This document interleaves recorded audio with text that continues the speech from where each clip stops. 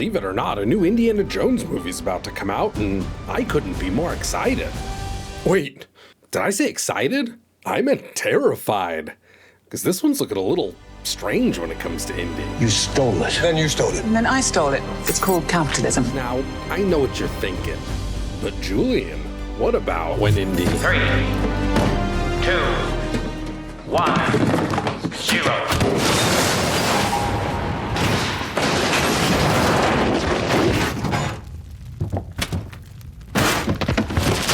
Oh man, I forgot about that one.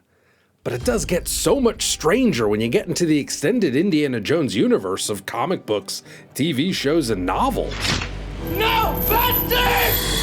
And that's just the beginning, because there are so many weird Indiana Jones adventures out there. And we're about to explore some of the weirdest.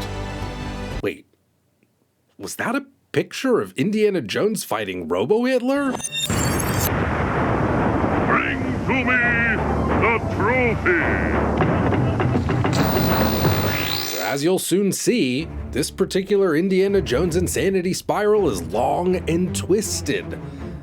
So we're gonna ease into things a bit. Before the Lost Ark, before the Temple of Doom, before the Last Crusade, the man with the hat was just a boy with a dream. Someday I'm gonna be an archeologist. You're never too young to start learning.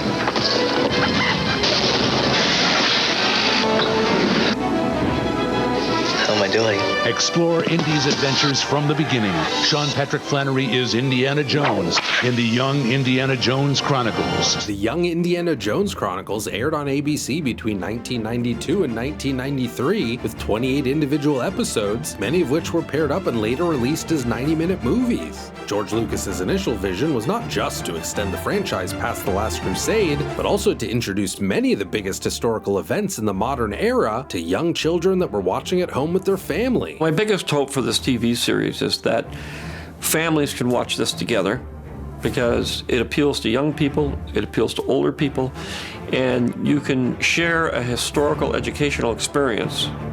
Hopefully, younger people will become more fascinated with history and become more interested in history and realize that history is really about people. And he did this by introducing us to not just one, but two different younger Indiana Joneses. Well, three if you count the Old Man Indy segments that were eventually edited out of the home video releases. Actually, four if you include that one episode where Harrison Ford plays middle-aged Indy.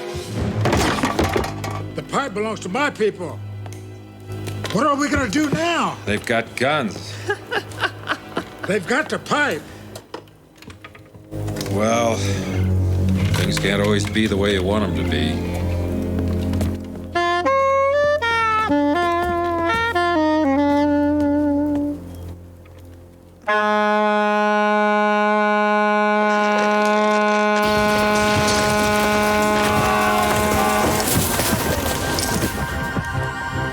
Indiana Jones Chronicles sometimes did feature the same kinds of adventures that audiences have come to expect. We've got an episode where little Indy travels to Egypt with his family and gets wrapped up in a murder and theft of an ancient artifact. Or another one where the last words of a dying man send teenage Indy in search of Alexander the Great's lost diamond. But we also got episodes that sent Indiana Jones on adventures that were a little bit different. Like when he gets captured by the Red Baron and sent into World War I Germany as a spy. Or he becomes a Hollywood stuntman for John Ford. Then there's the episode where Indiana Jones fights Dracula.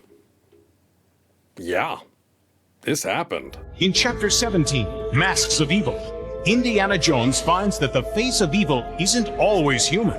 On a terrifying trek from Istanbul to Transylvania. In an episode titled Transylvania, January 1918, which was released on video as the second half of Masks of Evil, teenage Indy is sent to Romania to look into the disappearance of three agents who had been investigating the strange behavior of an enemy general. Of course, he ends up being sent to Transylvania, where we meet this general who may or may not be a blood-sucking vampire. You've got 5 seconds. So theatrical, so melodramatic, so American. And it's here where this quickly becomes a supremely strange Indiana Jones adventure, with mystical energy orbs, magical freezing powers, blood dripping from the ceiling, and 3 missing agents who have all been turned into the undead. Evan Thompson and Frederick McCall? Yes? Yes. This must have been quite an ordeal for you. No, not really. Actually, it was quite pleasant.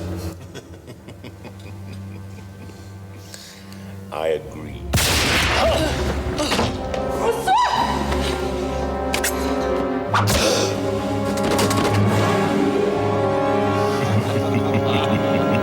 Just when the episode has you asking yourself if this is or isn't actually Dracula, they pretty much all but confirm it.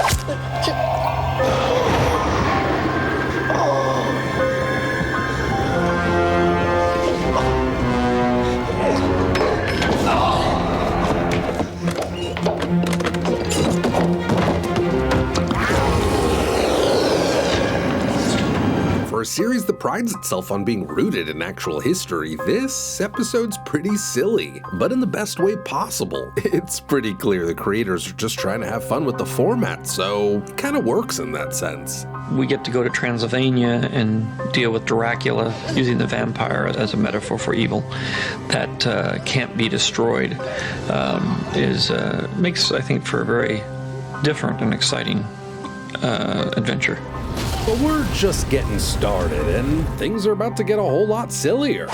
Count Dracula is far from the only mythical monster that Indy has a face-to-face with. In the further adventures of Indiana Jones' Marvel comic book series from the mid-80s, we get a whole family of beastly encounters. Now, the comic book line generally follows the events after Raiders of the Lost Ark and keeps that same pulp adventure formula that worked so well in the movie. Every so often it veers into the supernatural with ghosts and powerful skeleton-controlling amulets, but overall it remained pretty grounded. Though issue number 18 takes that ground that we've been so firmly planted on and just throws it out the window. Subtitled The City of Yesterdays Forever, we join up with Indiana Jones and Marion Ravenwood as they're literally tumbling down the Himalayan mountains. They end up being rescued by a secretive indigenous tribe that brings them to the mythical city of Ralundi. As is often the case, everything seems too good to be true until it ends up all being too good to be true, when both Indy and Marion are invited to a mysterious life celebration in the center of town and witness something just completely out there. What exactly is a life celebration? In Ralundi, a life celebration is where the entire town gathers around a pissed off Sasquatch who grabs someone out of the crowd and carries them off to be eaten alive.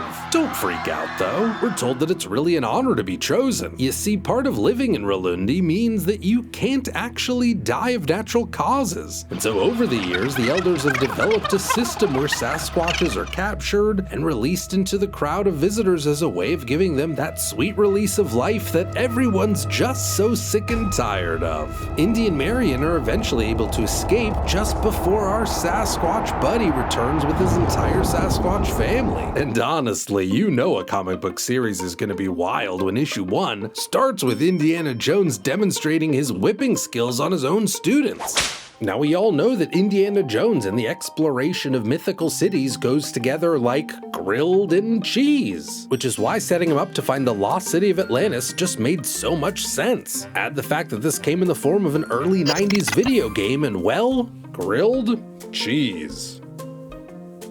I know. Some of you watching this are gonna say, but Indiana Jones and the Fate of Atlantis is not forgotten at all. It's considered a classic and probably the best indie game out there. And you'd be right, which is why we're not gonna talk about that one.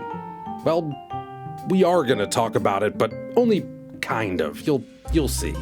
Fate of Atlantis arrived on both PC and Mac in 1992, right in the middle of the LucasArts point-and-click adventure game craze. And being an adventure game meant that players would be focused more on using Indy's brain to solve logic puzzles rather than his fists to beat down Nazis. Looking back at it now, it's a pretty bold choice to take.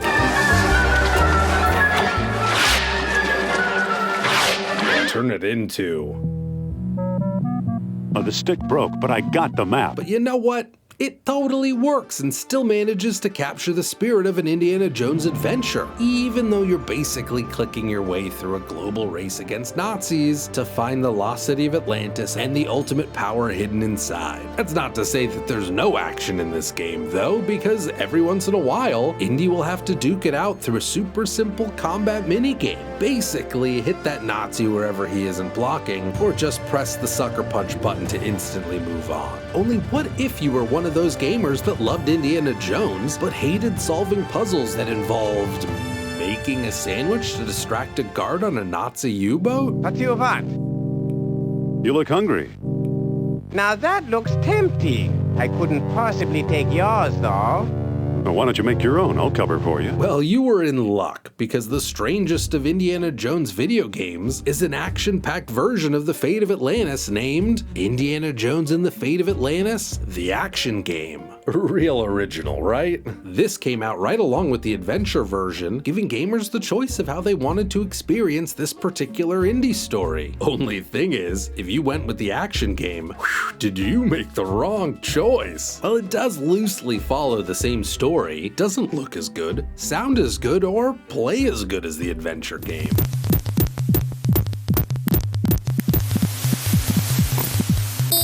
Even with all of this, Fate of Atlantis, the action game, would have still been a better choice than 1987's Indiana Jones and Revenge of the Ancients.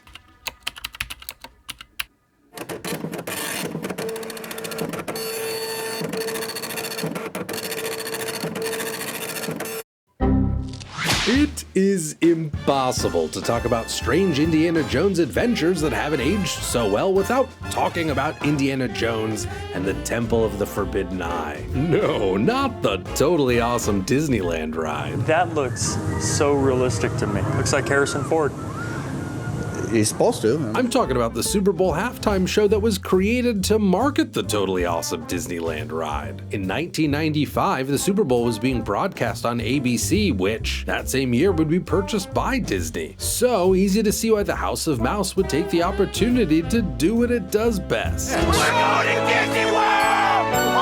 Honestly, it's hard to describe whatever this thing is as having any kind of story. An evil tribal chief and his crew steal the Vince Lombardi trophy, and Indiana Jones with Marion Ravenwood have to parachute in and recapture it. Along the way, we get ridiculously bad action set pieces, sometimes trying badly to remind everyone of scenes of the movies, or sometimes just to stall for time as they do a set change.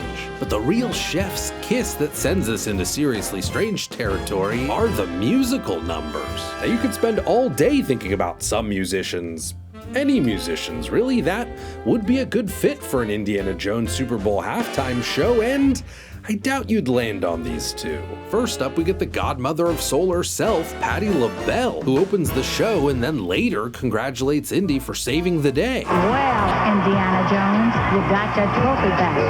So now tell me, sugar, what's next? I'm giving it to the winner of Super Bowl 29. Well, that's the right attitude, baby. And then we get Tony Bennett, who just kind of shows up and does his thing. Within a desert caravan. And if that wasn't enough for you, the whole show wraps up with Can You Feel the Love Tonight, which was a great way to cross-promote The Lion King, which had just come out the previous year, but not exactly fitting for Indiana Jones.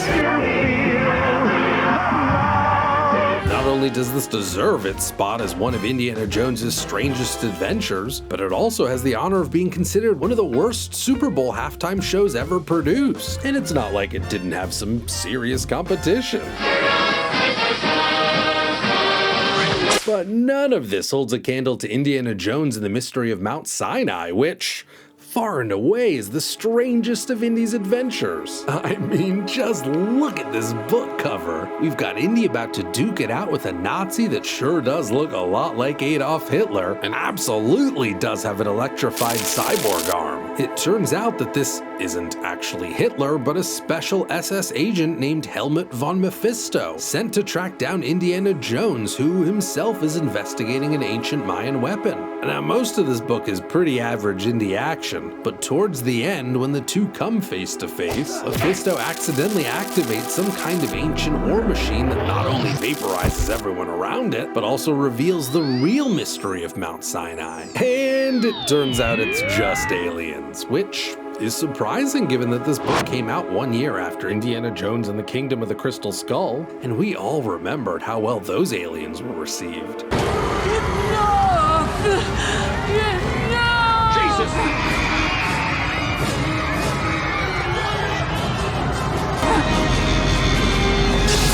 What's even more surprising is that the mechanically enhanced Mephisto actually predates all of the other adventures on this list. In an early draft of Raiders of the Lost Ark, Arnold Ernst Todt was envisioned with a cybernetic arm, which George Lucas felt came off a little too silly. I don't want you here. I'm so sorry, George. I didn't think it would go like this. Out. This idea was later incorporated into an early script for Indiana Jones and the Monkey King, an unrealized idea that was eventually scrapped for The Last Crusade. The fact that Mephisto the Robo-Nazi would eventually arrive in the mystery of Mount Sinai means that his debut was 30 years in the making, and also about 30 years too late. And those are Indiana Jones's Strangest Adventures, of which there's a lot of stuff out there to choose from. Did I miss any of your favorites? Probably, and if so, I would love to hear about it in the comments. Now, believe it or not, George Lucas's other major franchise has its own share of strange adventures. And if you're a Star Wars fan like me, you've got to check out my video on this, especially if you love cuddly Ewoks, who are also murderous Ewoks and kind of magical Ewoks too. It's all pretty strange.